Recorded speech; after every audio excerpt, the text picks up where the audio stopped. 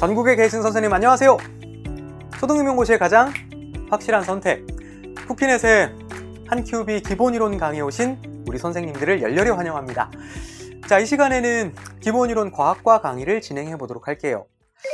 기본이론 과학과 강의에서는 크게 두 가지 주제를 다루게 됩니다. 첫 번째는 지도서 총론이고요. 두 번째는 교육과정 원문입니다. 2022 개정 과학과 교육과정이죠. 자, 이 두 가지 학습 범위 또는 이 두 가지 학습 주제에 대해서는 두 번째 강의 활동인 내용 강의에서 진행해 볼 거고요. 그리고 그 본격적인 내용 강의에 앞서 첫 번째 강의 활동에서는 스키마 강의를 진행해 보도록 하겠습니다. 여기 과학과 기본이론 스키마 강의에서는 초등임용고시 과학과 실전 문제에 대한 기본적인 출제 정보를 알아볼 거고요. 그리고 4대 출제 근거 중에서 기본이론에 해당하는 과학과 실전 문제의 전형적인 출제 유형을 딱 요약해서 여러분께 깔끔하게 소개해 드리도록 하겠습니다. 자, 그러면 두 가지 활동 중에서 먼저 첫 번째 활동, 기본이론 과학과의 스키마 강의부터 시작해 보도록 할게요.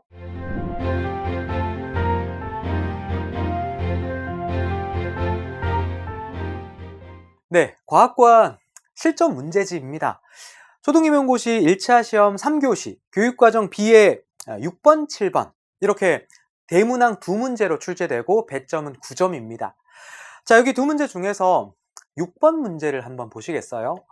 자, 6번 문제의 지문 나에 보면 그림이 나와 있습니다. 학생 AB, AB 이렇게 두 가지 세트 그림이 있는데요. 학생 A는 소리를 내고 있고요. 학생 B는 그 소리를 들어보고 있는 그러한 장면입니다.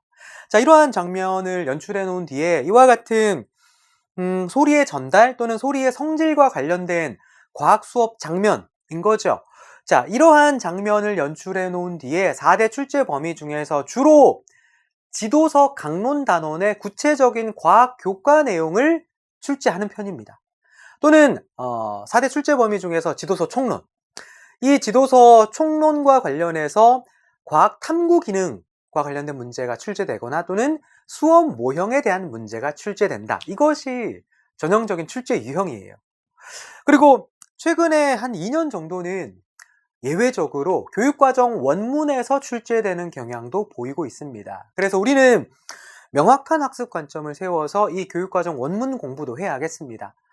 자, 그래서 이 시간 기본이론 과학과 스키마 강의에서는 초등임용고시 과학과의 기본적인 출제 정보를 일단 확인할 거고요. 그리고 이 시간 스키마 강의에서 가장 중요한 것은 앞으로 우리가 집중적으로 공부해야 할 학습 범위를 추려내는 것이 가장 중요합니다. 왜냐하면 이 과학과는요, 교육과정 원문을 보거나 또는 지도서 총론을 보면 공부하고 싶을 만한 주제들이 꽤 많습니다. 이거 공부해야 할 것 같고 공부하고 싶고 암기하고 싶고 그런 내용들이 꽤 많거든요. 자, 그런데 실제로 초등임용고시 과학과 기출 분석을 해보면요, 예를 들어 지도서 총론 같은 경우에는 지도서 총론에 여러 챕터들이 있습니다. 그 중에서도 특정 챕터, 특정 내용 범위가 집중적으로 출제돼요.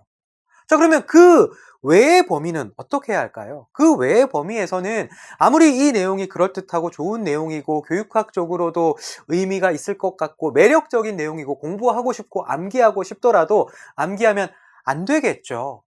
우리는 시험 문제에 집중적으로 출제되는 그 학습 범위를 집중해서 포커스를 두고 공부해야 하는 거예요. 자, 그래서 여기 기본이론 스키마 강의에서는 과학과의 기본이론 시험 범위 중에서 우리가 집중적으로 공부해야 할 학습 범위를 추려내 보도록 하겠습니다. 자, 먼저 기본적인 출제 정보부터 확인해 볼까요? 앞서 말씀드린 것처럼 초등임용고시 과학과 문제는 실전에서 두 문제로 출제되고 배점은 9점입니다. 9점. 아주 높은 점수예요. 자, 국어 수학과가 각각 11점이고요. 그 11점 다음으로 배점이 높은 교과가 과학과입니다. 그리고 사회과도 9점이에요. 자, 과학과 아주 중요합니다. 9점 만점 중에서 여러분은 8점, 최소 7점 이상 득점할 것을 목표로 세우셔서 공부를 하셔야 하겠습니다. 다음으로 과학과의 영역을 확인해 보면요. 일단 4개 영역을 먼저 확인하고 플러스 1 하나의 영역을 추가적으로 보도록 하겠습니다. 4개 영역은 운동과 에너지, 물질, 생명, 지구와 우주 이렇게 4개 영역입니다. 자, 이 4개 영역은 전통적인 과학과의 4개 영역입니다. 다르게 표현할 때는 여기 나와 있는 차례대로 물리, 화학, 생명과학, 지구과학입니다. 자, 이 중에서 생명과학을 예전에는 생물이라고 불렀었는데요. 요즘에 과목명으로는 생명과학으로 부릅니다. 자, 그래서 이 4가지 영역을 보통은 앞글자를 따서 물화생지 이렇게 표현하기도 하죠. 자, 이러한 전통적인 과학과의 4개 영역에다가 추가적으로 2022 개정에 1개 영역이 더 있습니다. 자, 이 추가적인 1개 영역에 대해서 제가 신구 비교를 조금 해드릴게요. 2022 개정 전에 2015 개정 때는요, 방금 물화생지 4개 영역이라고 했잖아요. 그 물화생지 4개 영역 외에 통합 주제 단원이 있었어요. 이 통합 주제 단원으로 3, 4학년군과 5, 6학년군을 통틀어서 총 2개의 통합 주제 단원이 있었거든요. 그러니까 특정 하나의 영역에 국한되지 않고 여러 영역을 통합한 통합 주제 단원이 2개 있었다라는 거예요. 자, 구체적인 단원명을 소개해드리면 3, 4학년군에는 물의 여행이라는 단원이 있었고요. 그리고 5, 6학년군에는 에너지와 생활이라는 통합 단원이 있었습니다. 자, 그런데 2022 개정에서는요, 이 물화생지, 이 4개 영역 이외의 통합 주제 단원을 아예 하나의 독립된 영역으로 설정하게 되었습니다. 그 영역이 바로 과학과 사회 영역이에요. 이상하다. 과학 교과인데, 과학과 영역명인데 그 영역명 안에 사회? 사회는 타교과 이름이잖아. 조금 이상한 느낌이 들기도 하죠. 자, 어떤 의미냐고 하면요. 우리가 살아가는 사회, 그 사회를 구성하는 우리 개인이 있죠. 우리 개인은 사실 과학 없이는 살아갈 수가 없습니다. 과학 자체가 우리 삶에 정말 많은 영향을 미치고 있죠. 예를 들어서 우리가 코로나19 팬데믹 때는 그 백신을 개발하느냐 하지 못하느냐에 따라서 우리 목숨이 달렸잖아요. 우리 인류 전체의 생명 자체가 좌우되는 그러한 상황이었죠. 그리고 최근 이슈가 되는 AI, 이 AI 기술 발전이나 또는 생명공학의 발전처럼 이 과학이라고 하는 게 우리 인류나 우리 사회에 미치는 영향이 너무나도 절대적입니다. 자, 그런데 또 한편으로 보면요, 이러한 과학기술의 발전에는 늘 논란이 따라붙게 마련입니다. 논란. 예를 들어서 현재 기술적으로는요, 과학적으로는 유전자 편집이 가능합니다. 유전자 편집. 말하자면 생식세포 계열 유전자를 편집해서 그 편집된 유전자가 다음 세대 후손에게 영구히 전달되도록 하는 게 현재 기술적으로는 가능해요. 그리고 우리가 출산하게 될 아기도 이 유전자 편집을 통해서 예를 들어서 유전으로 인한 예견된 특정 질병이 있다면 그 질병이 생기지 않도록 하거나 아니면 지능이나 외모 등의 우월한 형질을 선택하는 그러한 유전자 편집이 현재 과학기술적으로 가능하고 실제로 시도된 사례도 있습니다. 하지만 윤리적인 문제가 뒤따르는 거죠. 이 과학기술이라고 하는 게 과연 어디까지 개입할 수 있는 것인가? 이 과학이라고 하는 게 참 쓸모 있지만 유용하지만 인류의 모든 문제의 현명한 해결을 이 과학이 다 할 수는 없다. 이러한 아이러니가 있는 거예요.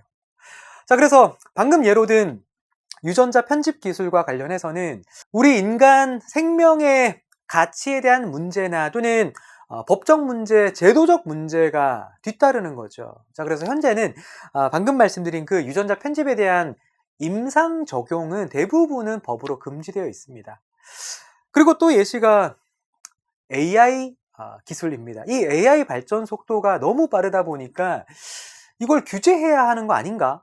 규제한다면 어느 선까지 규제할 것인가? 기술 발전인가? 인류를 지키기 위한 규제인가? 이러한 논란도 있을 수 있죠. 자, 이와 관련해서 2022 개정 과학과 교육과정에서는 과학이라고 하는 게 우리 개인과 사회의 지속 가능한 발전 측면에서 이 과학이 어떤 역할을 하는가? 특히 과학의 사회적 역할은 무엇인가? 자, 이것을 다루는 차원에서 2022 개정에서는 과학과 사회라는 영역을 신설한 거예요. 자, 그리고 그 영역 밑으로 총 4개의 강론 단원을 배치해 놓고 있습니다. 소개해드리면 3, 4학년군에는 감염병과 건강한 생활, 그리고 기후변화와 우리 생활이라는 단원이 있습니다. 그리고 5, 6학년군에는 자원과 에너지 단원이 있고, 그리고 과학과 나의 진로라는 단원도 구성해 놓고 있습니다. 제가 방금 전에 최근 2년 동안 예외적으로 교육과정 원문에서 출제되는 경향이 있다라고 말씀드렸는데요. 2022 개정에서 신설된 이 과학과 사회 영역에서 2년 연속 출제되었습니다. 자, 그 중에 2025학년도에는 과학과 사회라는 영역명 자체를 쓰는 문제가 출제됐었고요. 그리고 그 과학과 사회 영역 밑에 4개 하위 단원이 있다고 했는데, 그 4개 하위 단원 중에서 감염병과 건강한 생활이 2025학년도 기출문제에서 다루어졌습니다. 그리고 2026학년도에는 과학과 나의 진로라는 단원이 실전 문제 상황으로 연출되기도 했어요. 그래서 정리하자면 과학과의 영역에는 전통적인 4개의 영역 플러스 1, 그 플러스 1이 바로 과학과 사회 영역이 되겠습니다. 다음으로 과학과의 4대 출제 근거 비율 그래프를 확인해 보도록 할게요. 최근 14년 동안의 초등임용고시 과학과 실전 문제의 출제 근거를 분석해 보면요. 출제 비율이 교육과정 원문이 6%이고요. 그리고 지도서 총론은 25%입니다. 그리고 지도서 강론이 56%예요. 자, 과학과 역시 수학과와 마찬가지로 강론이 차지하는 비중이 가장 높고 아주 절대적이다라고 볼 수 있고요. 그리고 교육론은 1%이고, 그리고 기타 수능형 비율은 12%입니다. 자, 결론부터 말씀드리면 여기에서 노란색으로 표시한 교육론은 여러분이 따로 공부하지 않으셔도 됩니다. 왜냐하면 교육론 문제가 잘 안 나와요. 그리고 지도서 총론에 나와 있는 내용만으로도 충분하기 때문에 과학 교육론은 여러분이 따로 공부하실 필요는 없습니다. 참고로 이 1%에 해당하는 교육론 문제가 뭐였는지 제가 소개해 드릴게요. 2021학년도에 출제된 문제인데요. 지문가, 지문나의 밑줄 친 내용에서 공통적으로 사용된 과학과 수업 전략을 쓰시오라는 문제였습니다. 정답은 비유입니다. 비유. 마치 국어과 기출문제 정답 같기도 하죠. 비유. 자, 그런데 과학과 교육과정 원문이나 지도서 총론 쪽에서는 이 비유라는 과학과 수업 전략을 명시적으로 소개하고 있는 내용은 없어요. 그래서 임의로 출제 근거를 교육론으로 분류한 것 뿐입니다. 실제로 과학 수업 시간에는 이 비유를 많이 사용하는 편이에요. 예를 들어서 학생들이 3, 4학년군에서 화산 활동을 배우거든요. 그 화산 활동을 배울 때 실제 화산을 경험할 수는 없으니까 영상 자료를 시청할 수 있고요. 그리고 또 화산 활동 모형 만들기 활동을 할 수가 있습니다. 자, 모형을 활용한 실험이다라고 해서 보통 모형 실험 이렇게 불러요. 간단히 소개해드리면 실험 장치는 간단한 편입니다. 자, 여기 보시면 알루미늄으로 만든 쿠킹컵이 있고요. 그 쿠킹컵 안에 마시멜로와 빨간색 식용색소를 넣습니다. 자, 그런 뒤에 가열 장치로 가열하면서 화산 활동 모형을 관찰해 보는 거예요. 자, 관찰하면 어떻게 될까요? 네, 마시멜로가 녹겠죠. 자, 이 마시멜로가 녹으면서 연기도 나고, 그리고 녹은 마시멜로가 빨간색 식용색소와 섞여서 흘러나오기도 합니다. 자, 흘러내린 뒤에 식으면서 점차 굳게 되겠죠. 자, 이때 빨간색 마시멜로는 실제로 화산이 분출할 때 흘러나오는 용암이 있죠. 그 용암에 비유되는 거예요. 비유. 학생들이 자연스럽게 이 비유라는 것을 과학 시간에 접하게 되는 거예요. 하지만 이와 같은 장면에서 우리가 사용한 과학 전략은 비유이다, 이렇게 지도하지는 않죠. 자, 그렇기 때문에 해당 강론 단원에서 이러한 비유를 특별히 교수 수업 전략으로 소개하지는 않습니다. 자, 그래서 이 비유가 교육과정 원문이나 지도서 총론이나 지도서 강론에 명시적으로 과학 수업 전략으로 소개되어 있지는 않기 때문에 출제 근거를 교육론으로 분류했던 예외적인 사례라고 보시면 되겠습니다. 자, 예외 확인하셨으니까 그래서 결론은 별도의 과학 교육론은 공부하지 않아도 된다, 도달할 수가 있는 거죠. 그리고 교육과정 원문은 6%인데요. 여러분, 과학과 말고 다른 교과 중에서 우리가 교육과정 원문을 중요하게 봐야 하는 교과가 있다면 교육과정 원문 중에서 어떤 내용을 공부해야 할까요?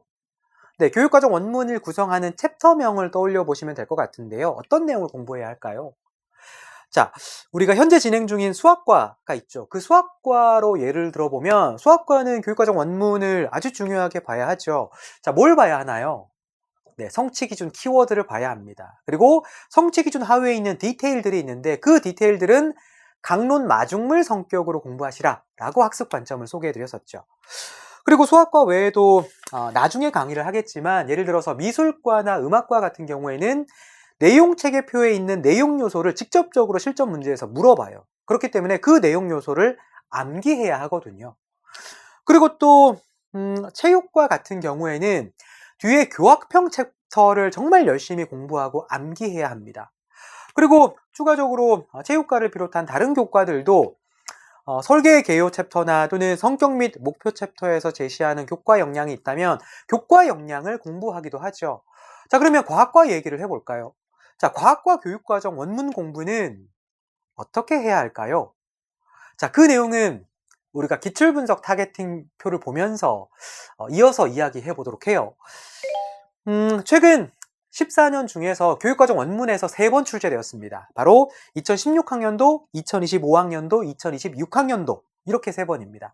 자, 이 중에서 2016학년도는 여러분이 그냥 패스하셔도 될 것 같아요. 왜냐하면 이때 당시에 확인 실험이 아닌 탐구 실험을 해야 한다라는 내용이 출제되었는데 그런데 그 내용은 당시 교육과정 원문에도 있었지만 지도서 총론에서도 같은 내용이 있었기 때문에 그 문제는 지총 지식으로도 풀 수 있는 문제이고 출제 근거를 분류할 때 보통은 1순위는 교육과정 원문에 배치합니다. 그러니까 같은 내용이 교육과정 원문도 있고 지총도 있다면 지총으로 분류하기도 하거든요. 그런데 2016학년도 기출문제는 임의로 지총으로 출제 근거를 분류할 수도 있는 거였어요. 그래서 2016학년도 기출 사례는 그냥 패스하셔도 될 것 같고요.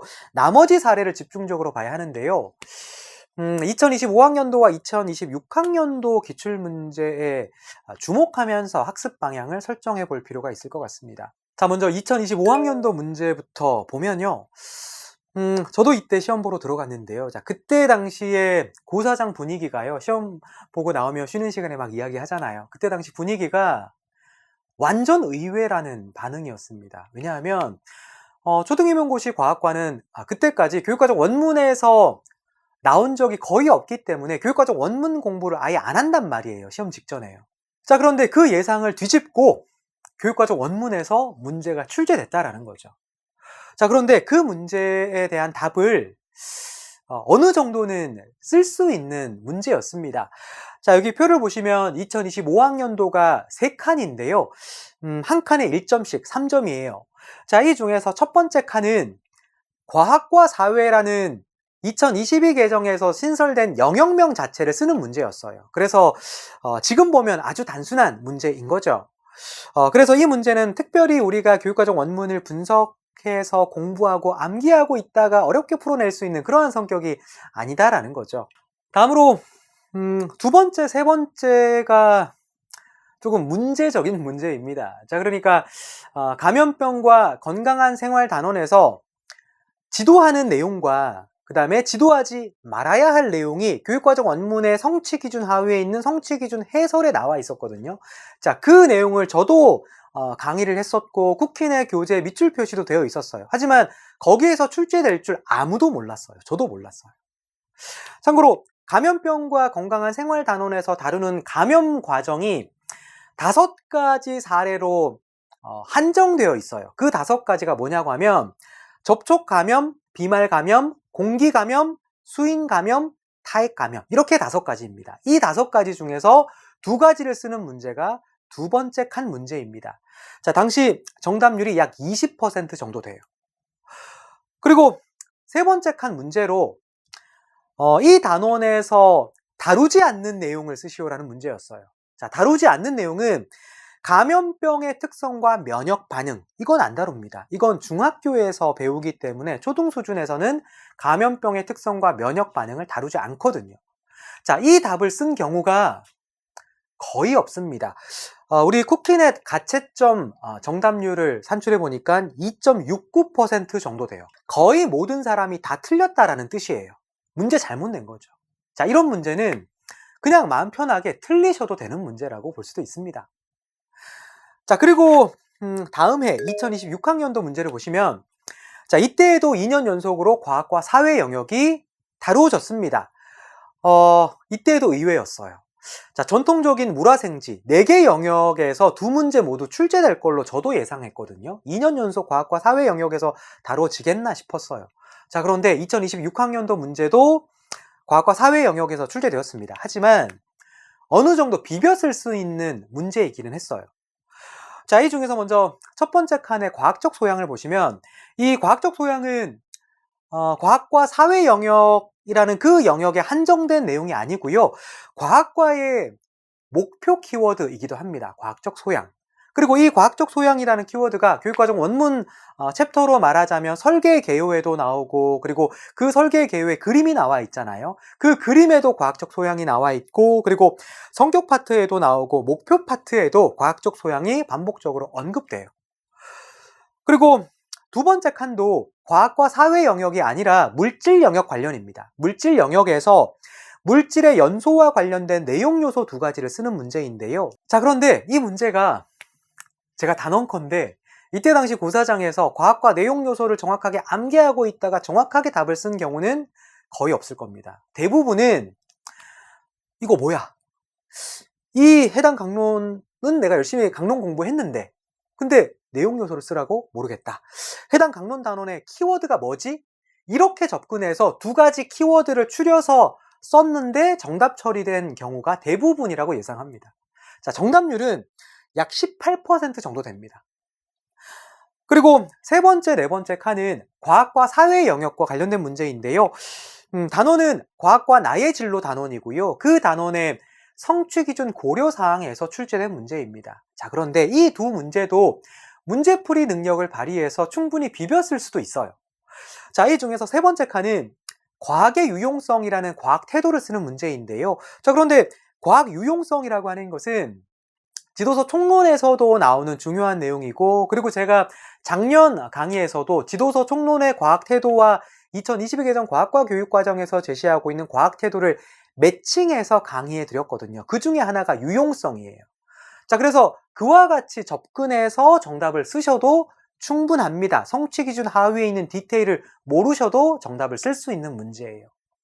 그리고 마지막 네 번째는 사실 빈칸이 있고 그 빈칸 앞뒤 맥락만 보고도 정답을 쓸 수 있어요. 자, 무슨 내용이냐고 하면 과학이라고 하는 게 모든 문제를 해결할 수 있는 것은 아니다. 이 내용이에요. 자, 이 내용은 여러분이 앞뒤 맥락을 보고 쉽게 떠올려서 쓸 수 있는 문제이고요. 실제로 가채점 정답률을 확인해 보니까 74% 정도 됩니다. 쉬운 문제였던 거죠. 자, 결론이 뭐냐고 하면요. 최근 2년 동안 2022개정 과학과 교육과정 원문에서 출제됐다고 해서 여러분이 모든 교육과정 원문의 성취기준을 암기하고 성취기준 해설도 암기하고 고려사항도 암기하고 내용요소 암기하고 그렇게 공부하지 말라는 게 결론입니다. 공부하려고 스키마 강의 들으시는데 그렇게 공부하지 말라라고 제가 당부를 드립니다. 자, 물론 강의에서는 제가 과학과 모든 영역별 성취 기준이 있고 내용 요소가 있는데, 자, 그 내용을 강의에서 다룰 거예요. 하지만 제가 바라는 학습 관점은 중요한 건 강론입니다. 그리고 현재 기본이론 파트 차례인데 기본이론을 볼 때에도 중요한 건 강론이에요. 자, 그러면 그러한 측면에서 기본이론이 왜 중요한가? 강론과의 연계성이 아주 중요합니다. 무슨 말이냐고 하면 포커스는 과학과 지도서 강론이고요. 그 지도서 강론과 관련된 성취 기준과 내용 요소를 연계해서 이 강론 단원을 자주자주 보시다 보면 자연스럽게 교육과정 원문 내용이 암기되는 거예요. 자, 그런데 이러한 강론 없이 그냥 교육과정 원문만 달달달 암기하는 성격으로 접근해서는 안 된다라는 말씀을 드립니다.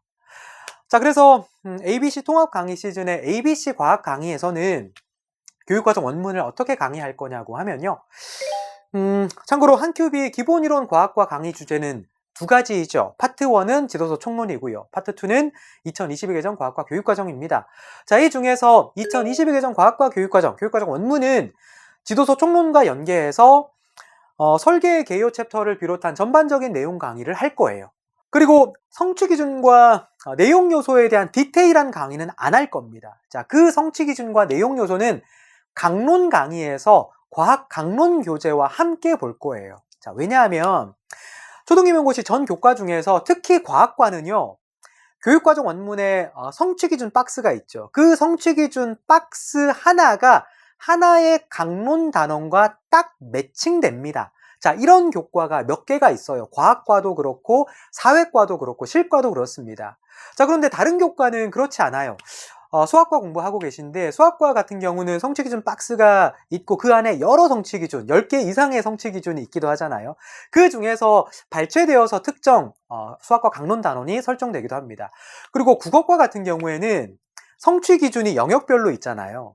그 영역별 성취기준 몇 개씩 조합해서 하나의 강론 단원이 구성되는 편이거든요. 자, 그런데 과학과나 사회과는 딱 이 성취 기준이 딱 이 강론 단원과 그대로 매칭됩니다. 그래서 이 두 가지를 함께 연계해서 공부하는 게 훨씬 효과가 높습니다. 자, 그리고 포커스는 강론이 되어야 한다라고 했죠. 자, 그래서 기본이론 강의에서는 2022 개정 과학과 교육과정 원문에서는 설계 개요를 비롯한 전반적인 내용 강의만 할 거고요. 그리고 성취 기준 파트는 강론 강의에서 함께 진행하도록 하겠습니다. 자, 그러면 지도서 총론 강의는 어떻게 진행할 것인가에 대해서도 이야기를 해보도록 하겠습니다. 다시 출제 근거 비율 그래프를 보시면요. 초등임용고시 과학과는 4대 출제 범위 중에서 뭐가 중요한가? 주황색과 회색이 중요합니다. 지도서 총론과 지도서 강론이 중요하죠. 자, 이 중에서 이 시간 기본이론 강의에서는 25%에 해당하는 지도서 총론 내용을 집중적으로 공부하셔야 합니다. 단도직입적으로 지도서 총론의 전형적인 출제 유형을 소개해 드리도록 하겠습니다. 3가지인데요. 바로 과학의 본성과 태도, 탐구 기능, 수업 모형, 이렇게 3가지입니다. 자, 이 중에서도 2가지가 절대적이에요. 바로 탐구 기능과 수업 모형이 되겠습니다. 자, 왜 이 2가지가 절대적인지 기출분석 타겟팅표를 여러분이 보시면 금방 체감하실 수 있을 것 같습니다. 최근 14년 동안 출제되었던 지도서 총론 기출분석을 해놓은 표입니다. 자, 유형 구분을 해볼게요. 자, 먼저 탐구 기능이 출제된 기출문제들을 하늘색으로 표시해보면 이와 같습니다. 자, 그리고 수업 모형이 출제된 사례를 핑크색으로 표시해보면 이와 같습니다. 자, 딱 직관적으로 지도서 총론에서는 탐구 기능과 수업 모형을 집중적으로 공부해야 하는구나 라는 감을 잡을 수가 있는 거죠.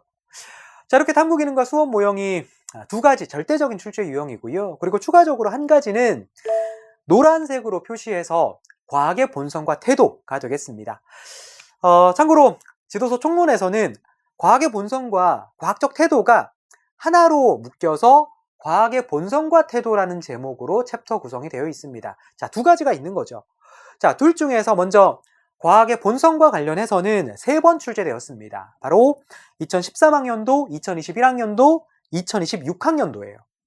자, 공통적으로 관찰의 이론 의존성과 관련된 문제가 출제되었습니다. 3번의 기출 사례 중에서 가장 최근의 기출 문제인 2026학년도에는 관찰의 이론 의존성이라는 그 내용에 대한 지문 내용 설정으로 실전 문제가 출제되었습니다.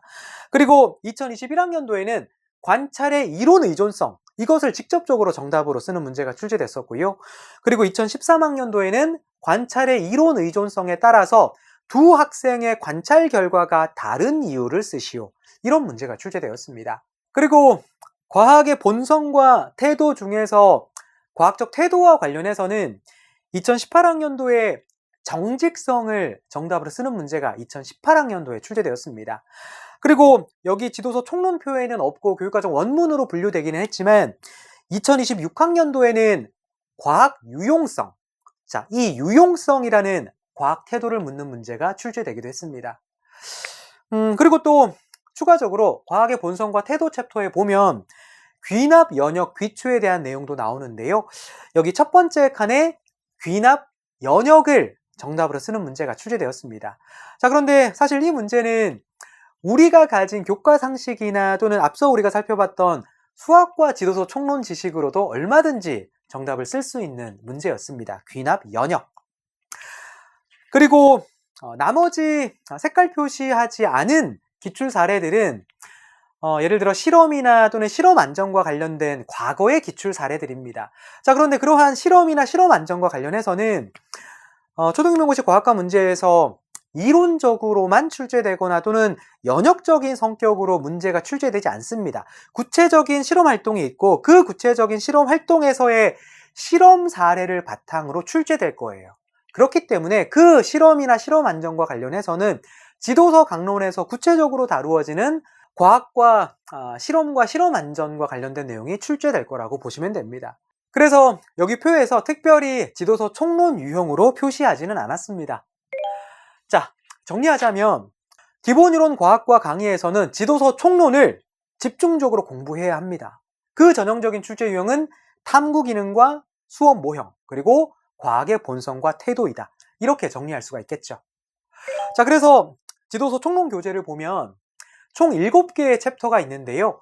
강의에서 이 모든 챕터를 다 다루는 것은 아니고요. 이 7개 중에서 3개 챕터 내용만 집중적으로 살펴보도록 하겠습니다. 그리고 나머지 챕터 내용들은 여러분이 다른 공부를 하시면서 뭔가 some more information이 필요하다, 찾아보고 싶다라는 마음이 드실 때 그냥 참고용으로만 활용하시면 되겠습니다. 집중적으로 공부하지 않으셔도 됩니다.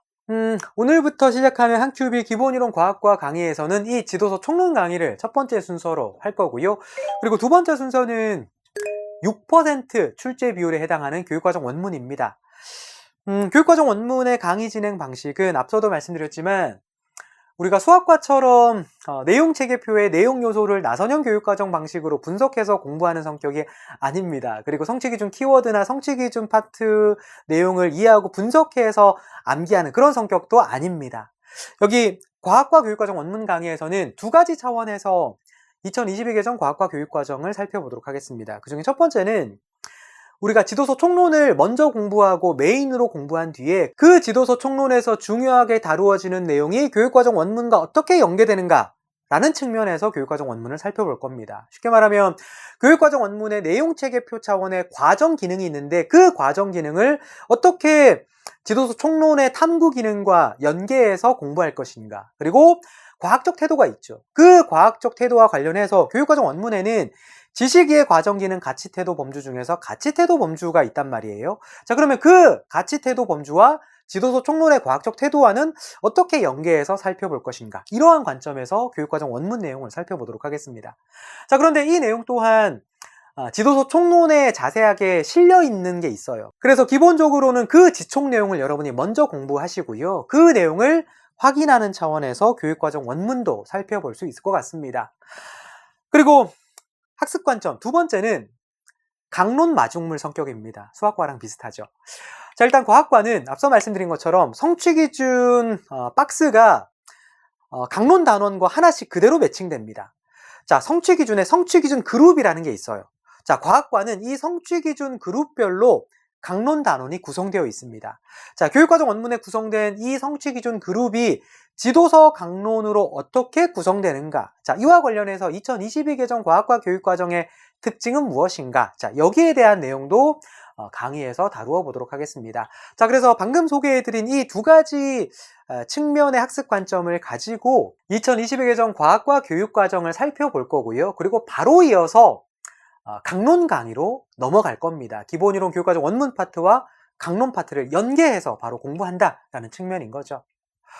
그리고 앞에서도 말씀드렸지만 성취기준 파트가 있는데 그 성취기준 파트는 각 강론 단원 강의를 할 때 그 단원의 단원 개관 성격으로 교육과정 원문의 성취기준 파트를 살펴보도록 하겠습니다. 자, 그래서 기본이론 강의에서는 성취기준 파트는 상세하게 다루지 않을 겁니다. 그 내용은 강론 강의에서 다룬다라는 점 참고해 두시길 바랍니다. 자, 정리하자면 한큐비 기본이론 과학과 강의에서 다룰 주제는 두 가지라고 했죠. 바로 지도서 총론과 교육과정 원문입니다. 자, 이 중에서 교육과정 원문은 두 번째 순서로 다뤄볼 거고요. 첫 번째 순서는 지도서 총론이라고 했습니다. 다음 강의 차시로 바로 넘어가면요. 이 지도서 총론의 목차를 보면서 간단히 개관을 해 볼 거고요. 그런 뒤에 3개 챕터를 집중적으로 살펴볼 거라고 했죠. 그 3개 챕터에 대한 본격적인 강의로 이어가 보도록 하겠습니다.